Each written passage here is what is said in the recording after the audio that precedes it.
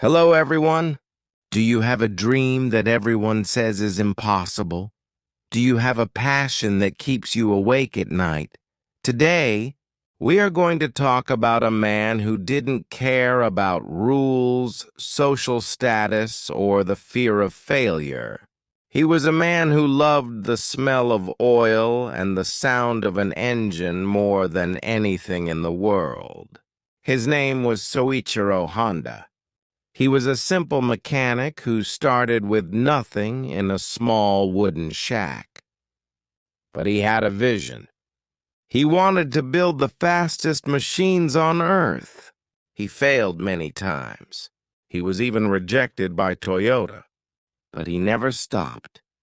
He said success is 99% failure. This is the story of how a small engine on a bicycle became a global empire. It is a story about a wild dreamer who changed the way the world moves. The story begins in 1906 in a small village in Japan. Soichiro was the eldest son of a blacksmith. His father fixed bicycles, and Soichiro spent his childhood helping him. He wasn't interested in school books. He was interested in machines. One day when he was very small, he saw a car for the first time in his village. It was a Ford Model T. As the car passed by, Soichiro ran after it. He was mesmerized by the smell of the exhaust gas. He put his nose to the ground and breathed in the oil smell. He said, "It was the most beautiful smell I had ever encountered." That smell stayed with him forever. It was the smell of the future. At age 15, Soichiro left his village and went to Tokyo. He became an apprentice at a garage called Art Shokai. But for the first few months, he didn't touch a single engine. He was just a babysitter for the owner's children. He was disappointed, but he didn't give up. He worked hard, cleaned the shop, and waited for his chance. Finally, after a big fire in Tokyo, the garage became very busy. Soichiro was given the chance to fix cars. He was a natural genius. He could fix anything. He even helped the owner build racing cars. In 1924, they built a racing car with an airplane engine. Soichiro was the mechanic. They won the race. His passion for speed was born. In 1937, Soichiro decided to start his own business. He wanted to make piston rings for Toyota. He worked day and night in his workshop. He even sold his wife's jewelry to buy equipment. He lived in his garage covered in oil. Finally, he produced his first batch of piston rings and sent them to Toyota. But out of 50 rings, only 3 were accepted. The others were rejected as poor quality. Engineers laughed at him. They said a simple mechanic without a university degree couldn't make high-quality parts. Soichiro was heartbroken, but he didn't stop. He went back to school, not to get a degree, but to learn the science of metallurgy. After 2 years of hard work, he finally won a contract with Toyota. But then, World War II broke out. During the war, his factory was bombed. Then a massive earthquake destroyed what was left. Soichiro was left with nothing.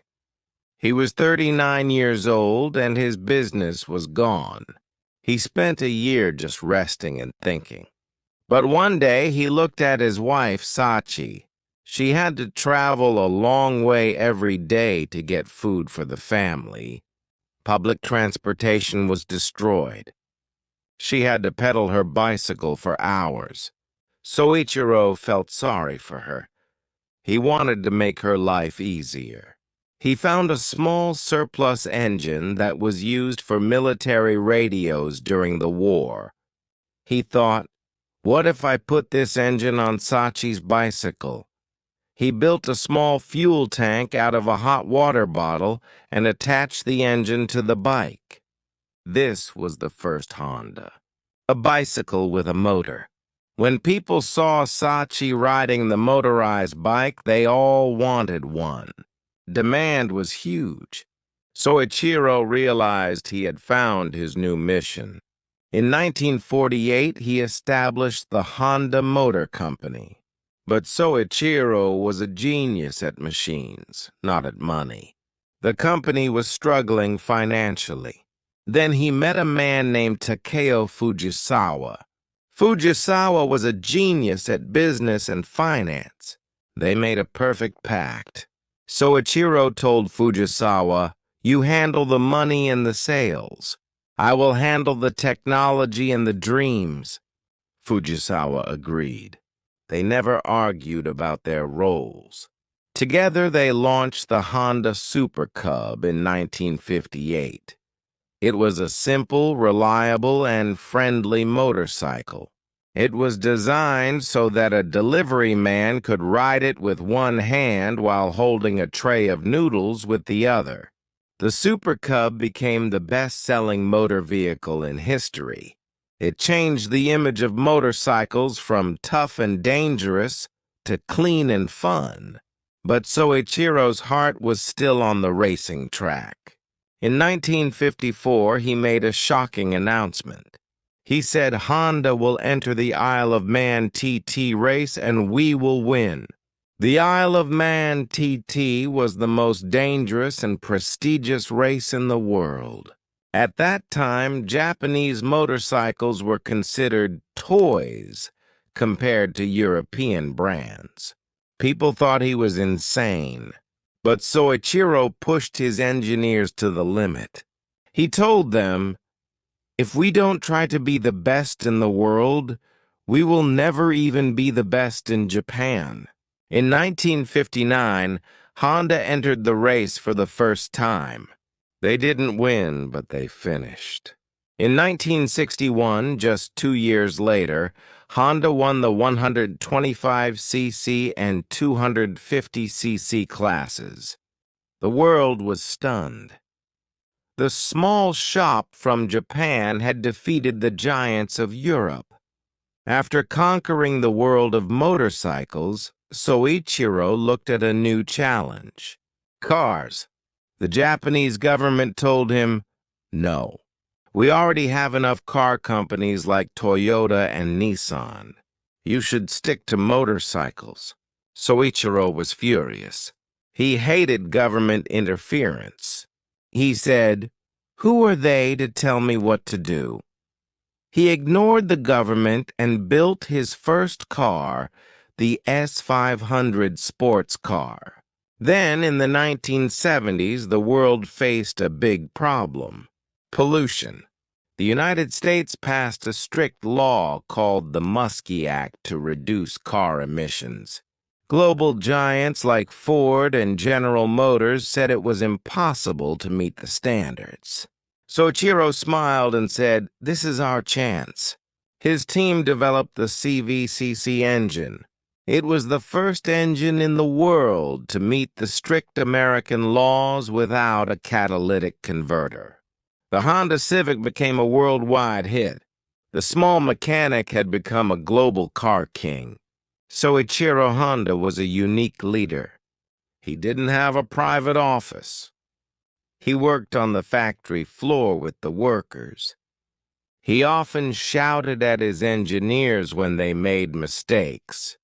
They called him Mr. Thunder. But the workers loved him because he was one of them. He didn't care about family inheritance.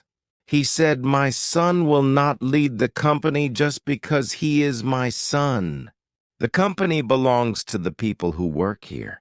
He and Fujisawa retired on the same day in 1973.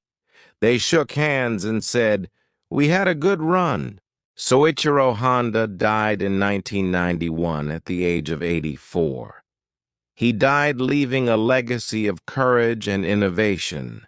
He always said that his life was a series of failures, but he also said that those failures were the only things that made his success possible.